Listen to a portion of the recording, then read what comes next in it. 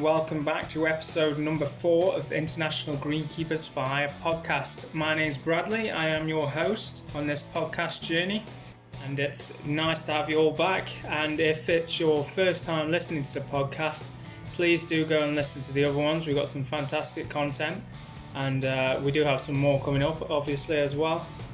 So on this week's podcast, I wanted to talk about what this group really is sort of about. And it is working internationally, going overseas, going to see, learn and do new things. And I thought, what better way of doing that than going and talk to one of my old friends, and he can help describe sort of what goes on in the processes and applying for jobs, and then just the fantastic experience you can have doing it all as well. I think that what you hear next is going to be invaluable, especially to people that want to do it.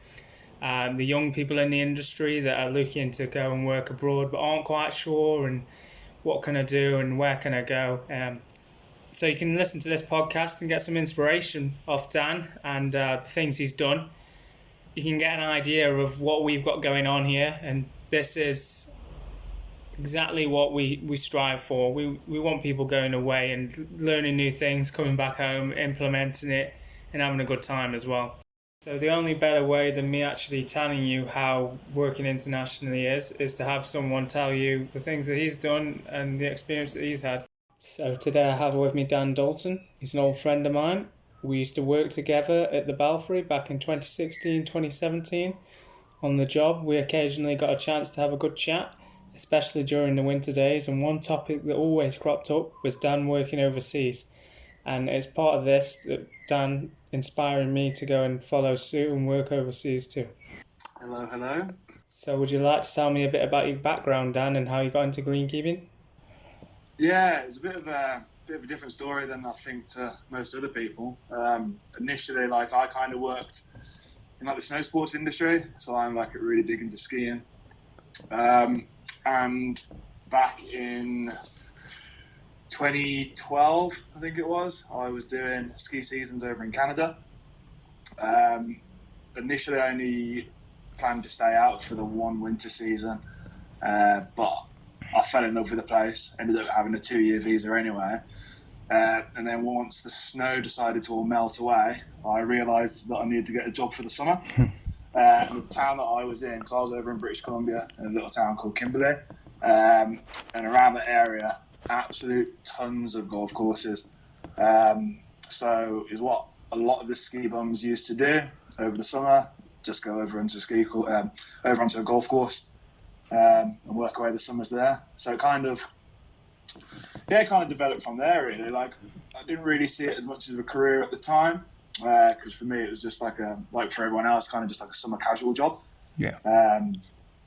But yeah, and then after Canada, I ended up coming back to the UK for a little bit, and then ended up doing the same, and then travelling back over to New Zealand once again for the ski seasons, and then once again summer turned up, and I ended up going back to another golf course over in Queenstown called Millbrook, and that was really the first time I kind of realised that greenkeeping could be like a career, rather than just like a summer casual job. So I ended up doing that for the summer there, and then obviously did a bit of travelling around Australia and New Zealand whilst I was out there. And then when I came home, I only applied for one job when I came back to the UK, and that was for the Belfry. I think I landed back home after travelling on the Wednesday, had an interview at the Belfry on the Thursday, and then was working by the Monday. I think so. It was a very super quick turnaround actually. Yeah, so that was kind of how it all started. It's not bad. You got straight into it. Yeah, pretty wild adventure. You mentioned you worked in Canada. How was that? Yeah, it was really good actually. Amazing country. Amazing times I had. And the greenkeeping out there was, well, once again, it was just it was completely brand new for me. I'm not much of a golf player, but I just love being in the outdoors. Yeah. So, being in the outdoors out in the mountains over there was absolutely incredible. And working on the golf courses out there was just, really good experience actually. It's just really good fun actually. So then I ended up doing that for 2 summers. when I was out there. Yeah. That's great. Now, one story I always remember, and I won't go into too much detail, was when you drove up the mountain. Your car broke down, you hopped out, left the car there, brought a new car down the road for a couple of $100 and carried on the journey. Now, I know it's not totally greenkeeping related, but these are the things that come with working abroad. The freedom and the random situations you find yourself in. Oh, yeah, no, yeah, I know the one you mean. These things come with working abroad, things you wouldn't usually get to do. Yeah, you definitely get in some very random situations. That's really good though, because like you get to like meeting people. It always it's like with both the ski industry and the golf industry. You realise like how small they actually are. Yeah. Like even through like working at the Belfry now, like how many people do we know that are all over the world now? Yeah. All sorts of stuff, like doing the hire program, and I think we've got like another guy that's over in Hong Kong, and got you over in Australia, and yeah, it's just good experience, isn't it? Good networking, good to see the world, good to get out and see what other countries are getting up to. Yeah, exactly like you just said there. It's all about the networking, who you can meet, who you can introduce yourself to.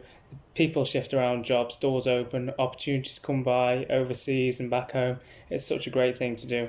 Yeah, and like you say, like you can almost get yourself into any job anywhere now, can't you? Like once you start networking around, once you get your qualifications and everything, you can kind of the world's your oyster then, isn't it, at that point? Yeah, it sure does open a lot of doors for you. Definitely. So how did you manage to get the jobs? Did you see them online or did you know people? Canada's a bit old school, actually. You can still do stuff face-to-face, which is quite nice, rather than doing online stuff. But yeah, it was kind of a case of just knowing people, really. But then I could just kind of I drove down to like a couple of the golf courses and just like found out who the head greenkeeper was, and you kind of just walk in and be like, "Hey, I've got my resume here. I'm after a job," because it's kind of what they expect out there as well. Because because obviously over the winter where I was, like all the golf courses are covered in snow, so it's like they're unplayable. So they're only actually playable over the summers. So they know to expect like a big influx of either like school kids or college kids or like the ski town workers and all that kind of stuff. So yeah, there's so many golf courses out there. It's almost like inevitable that's what you're going to end up doing. Yeah, especially as like a traveller as well. Like part-time work and casual work and short contracts. It's just absolutely ideal. Yeah. So having done all this, and I know you've gone back home after working international and carried on greenkeeping, what has inspired you to do that? What has inspired you to carry on greenkeeping? It's just, as cliche as it is, it's just good, hard, honest work, isn't it? Yeah.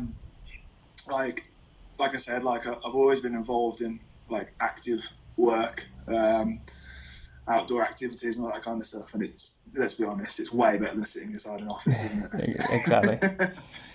You get to exercise, be out in the fresh air and all that kind of stuff. So like I said earlier, like we knew each other at the Belfry. So I've ended up, I started on my level 2 qualification there, but then I ended up moving to a new golf club over at Cupteach, over in Knoll, where I'm carrying on my level 2, which I believe finishes August, October time this year. So that'll be my level 2 sorted. And then who knows what's going to happen from there. So do you plan on doing any more international work? I'd be lying if I said I wasn't. I haven't got a plan set in stone as of yet. I mean, there's always the level 3 as an option as well, isn't there? Yeah. But it all depends on, obviously, visas and options and, yeah, who knows? Like, I haven't got any kind of commitments back in the UK as such. So, yeah, depending on what happens, I could end up going anywhere. Yeah, that's the sort of attitude you have to take, really, especially once you become based abroad. Take the next job as it comes, don't force it. They will present themselves, but that doesn't mean you don't have to apply and still speak to people. That's part of getting the job. There are plenty of opportunities out there. It's good to see you've nearly finished your level 2 and you're looking forward to other things, Dan. Is there anywhere in particular that you've seen or heard about that you'd like to go on and work at? I don't know. Like, there are like countries around the world that I'd like to work in, just more, not necessarily for the golf, but more for like the opportunity to like Japan, for instance. I think Japan would be a very interesting place to go, because obviously like most of the countries you go to, there might be like a slight culture difference or a slight language barrier, but I feel like Japan would be like such a massive culture sort of shock. I think it'd be like really, really fun. And I believe they have the whole golf course and ski hill life as well. So who knows? It could be like a nice little back and forth for me. Yeah, working ideal. Ski hills in the winter, skiing in the winter, and golf in the summer. Could be an ideal little cheeky career there. So I know that a lot of greenkeepers that don't have winter work have to go home. Would you say that the skiing ties in hand with the greenkeeping? You can go and work greenkeeping summer, skiing winter. Yeah, they do. But once again, though, it's one of those things where, like, if you're not really into skiing, then it might not be for you, because obviously, like, the conditions and the work that you do might not be ideal for everyone. But I know, like, to be fair, like, it's not just me that does the ski golf thing. Like, I'm aware of other people that have done it. There was a guy who used to work at Cop Teeth who I believe did it, and I think there was a couple of guys at the Belfry that I heard did it. But there's like plenty of people that I knew out in, like I said, like out in Canada and New Zealand. They've thrived off that kind of thing. But it's more of like a life, like, as cliche as it is to say, like, it's more of a lifestyle choice rather than a career, if that makes sense. You like, enjoy both. Yeah, it's like a lot of, like every 6 months, like it's a change, or it might be like a different country or a different place or something like that.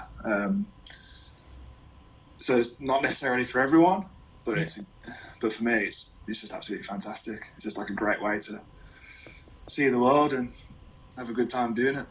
That's great, Dan. It's nice to hear your passion. Keep it going. Hopefully we can inspire others too. But it's kind of like, it's like you as well, isn't it? Like when you're traveling, like, because you got to kind of move around every now and again, haven't you? Yeah, sometimes you just have to go with the flow, really. Go with what's available. But it can be a bit of a pain in the ass at the same time as well, can't it? Yeah, I mean, like visas and flights and the next place you're going to live and all that kind of stuff. Sorting your accommodation out, and there's a lot to it. Especially in like busy towns and stuff where there might not be easy accommodation to come by. But, or if it's expensive and all that kind of, especially when you go to like the big cities. But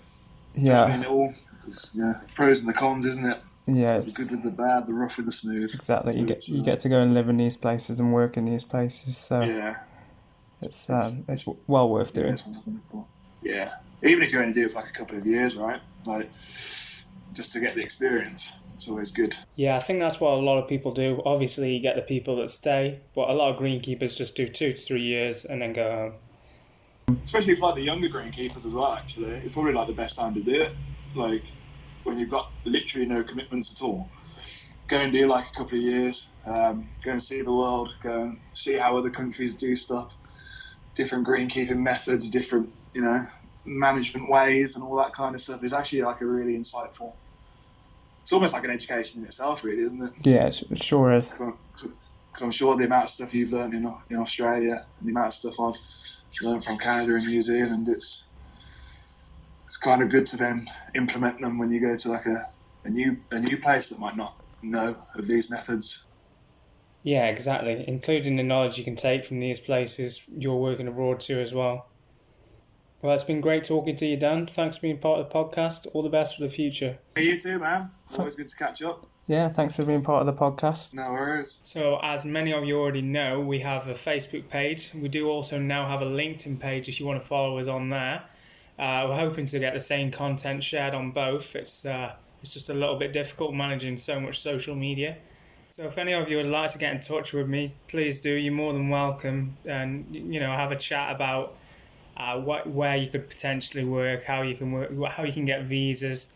These are sort of things that I know people are unsure of, but there is help there and there is ways and means of doing it. And if you like this podcast, please follow, like and subscribe. It's we appreciate it. Also, if you have any podcast ideas or you want to be on the podcast and have a chat about your international experience or your sons, your friends, whatever you've got going on, please do get in touch. We'd love to hear from you. It's been fantastic hosting this podcast, and I can't wait to do the next one. So all the best, and until next time.